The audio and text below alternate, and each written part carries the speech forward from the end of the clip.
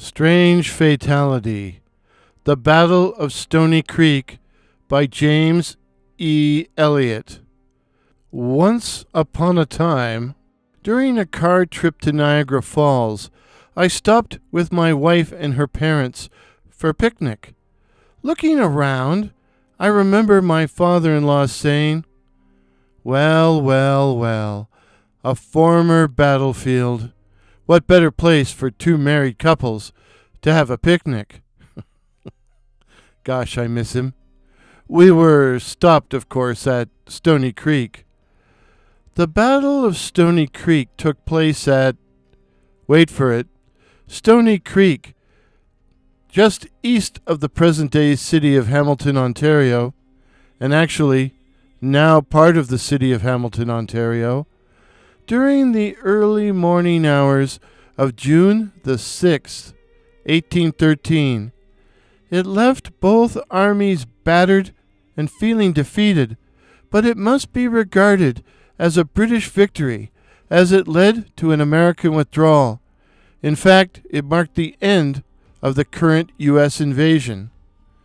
Strange Fatality is the title of James E. Elliott's recounting of the battle and its aftermath.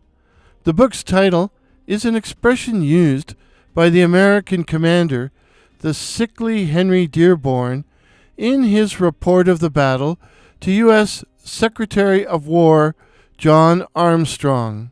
In his report, Dearborn tried to explain and justify the failure of his troops to pursue and destroy the British Army by claiming, quote, "By some strange fatality, both Brigadier Generals Chandler and Winder were taken prisoner." End of quote.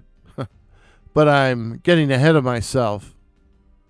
Elliott's book opens with the May 27th amphibious assault on Newark, now Niagara-on-the-Lake, and on nearby Fort George by the U.S. Army and Navy working in concert.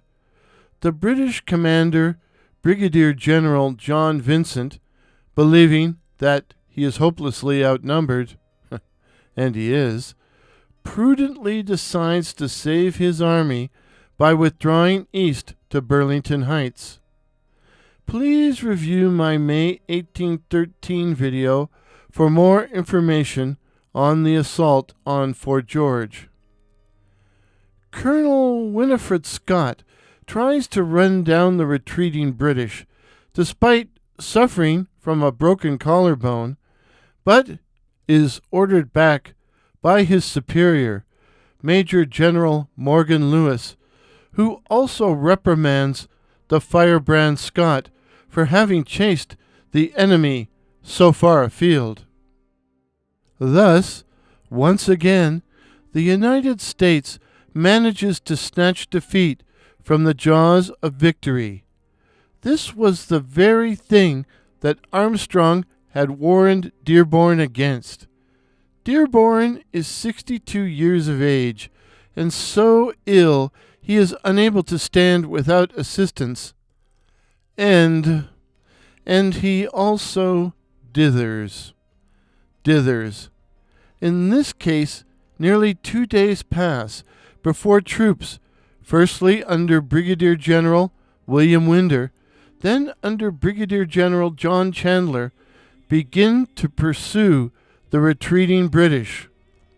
While this had been going on, Vincent's forces had reached the Burlington Heights, where the general mulled a further retreat, this time as far as Kingston, pursued by the American advance to the very edge of their encampment and threatened by a much larger force, 1,700 British, against at least twice as many Americans. Vincent and his men no doubt felt their backs were against the wall. But the American army sets up camp for the night at, you guessed it, Stoney Creek. But Winder and Chandler neglect proper camp security, with dozens of cooking fires clearly visible in the darkness. British Lieutenant Colonel John Harvey, perhaps recalling the successful British night attack at Paoli in 1777 during the Revolutionary War, proposes a midnight assault. The British move silently through the darkness, bayonets fixed, muskets unloaded to prevent any accidental firing. They will walk through the darkness some 10 miles. All accounts of the battle talk of the complete and all-encompassing darkness of the night. Today, in our era of urbanized light pollution, it's hard to imagine how dark it could get in a pre-industrial, heavily forested area. Throughout the battle, soldiers on both sides will have trouble distinguishing friend from foe. The British managed to infiltrate the American camp, only to have a chorus of cheers from some of Vincent's staff officers destroy the element of surprise and cause the darkness to explode with noise and confusion. The U.S. forces largely stand their ground and inflict serious casualties on the attackers, but a British bayonet charge led by Major Charles Plenderleath of the 49th Regiment dislodges the American artillery and leads to the capture of both Generals Chandler and Winder, turning the tide of battle. Not that the British understand this. At first, their own general, Vincent, is also missing, and so they withdraw back to their own lines in anticipation of an American counterattack, which never comes. With the disappearance of Generals Chandler and Winder, command of American forces devolves upon Colonel James Byrne of the 2nd Light Dragoons, a brave and competent soldier, but no leader. He dithers and holds a meeting with his senior officers, where Colonel John Christie of the 13th Infantry argues that he should be in command and that the Americans should go on the attack. Byrne finally decides to retire to a previous camp at 40 Mile Creek and await further orders. A retreat that was apparently far from orderly. Not that the British side, which is still missing General Vincent, feels much better. Elliott quotes Lieutenant James Fitzgibbon of the 49th, who says, quote, "Here then we find both parties leaving the scene of the action, each believing the others the conquerors." End of quote. While these events had been unfolding, the American Naval Squadron is MIA, missing in action.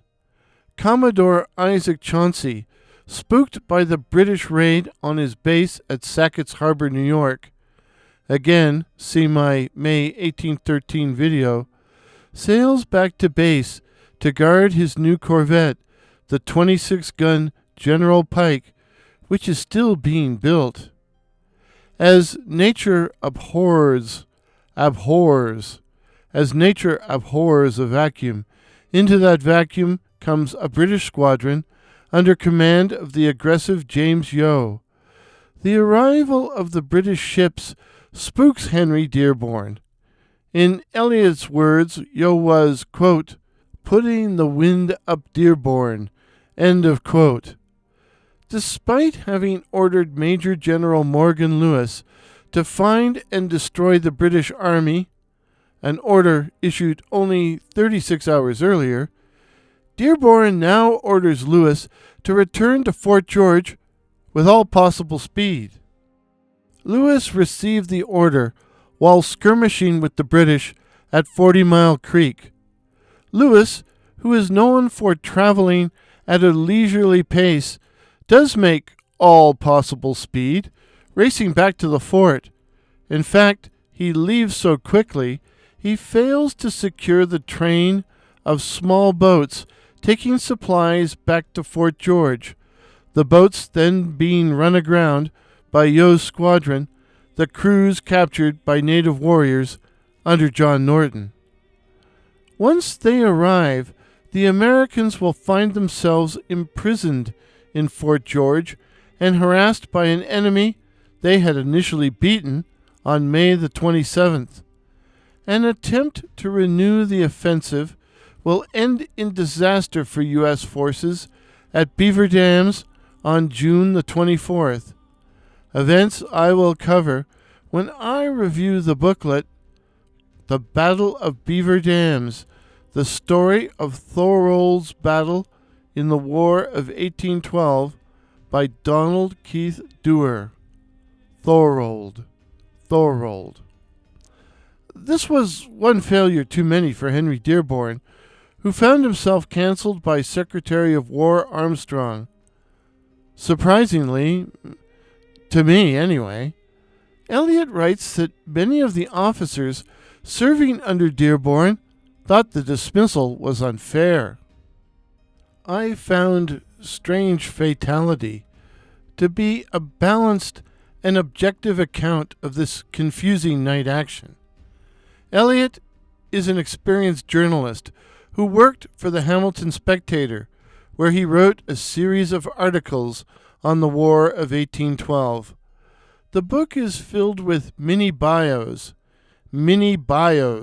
of the participants on both sides, as well as bios of prominent civilian witnesses, and ends with several appendices, which cover such topics as the development of the current battlefield park and the true role of Scout Billy Green, the hero of Pierre Burton's account of Stoney Creek in The Invasion of Canada. Oh, and the Butcher's Bill? Elliott notes that the American commanders took great pains to downplay their casualty figures, and in view of the confusion, I'm going to go with Wikipedia's figures for the battle. British, 23 killed, 138 wounded, 52 captured, 3 missing. That sounds reasonable. For a time, the missing included Brigadier General Vincent, who was missing in action for some 6 to 8 hours and whose disappearance during the battle has never been adequately explained. American casualties: 17 killed, 38 wounded, and 100 captured. Oh, that's too low. Way, way too low. Maybe at least double that. My rating of Strange Fatality, The Battle of Stoney Creek, 1813, by James E. Elliott, 4.5, which is near classic status in terms of my rating system. But if you've read the book, what did you think, dear listener? If this is your first visit to 1812 channel, my name is Warren and I'm your host. I'm not a historian, nor am I an expert on the War of 1812. Instead, I'm a student wishing to learn about the conflict. Each month, for the roughly 3 years of the war, I will outline the major events. I will also review a book on the war, or at least try to. Did I miss anything? Any errors? Then let me know in the comments below. When the barrage lifts, cheers! Pictures used in today's video, courtesy of Dr. Anne Marie James, while the music was Intrepid by that patron of the internet, Kevin MacLeod. Let me know in the comments if you thought the music was appropriate.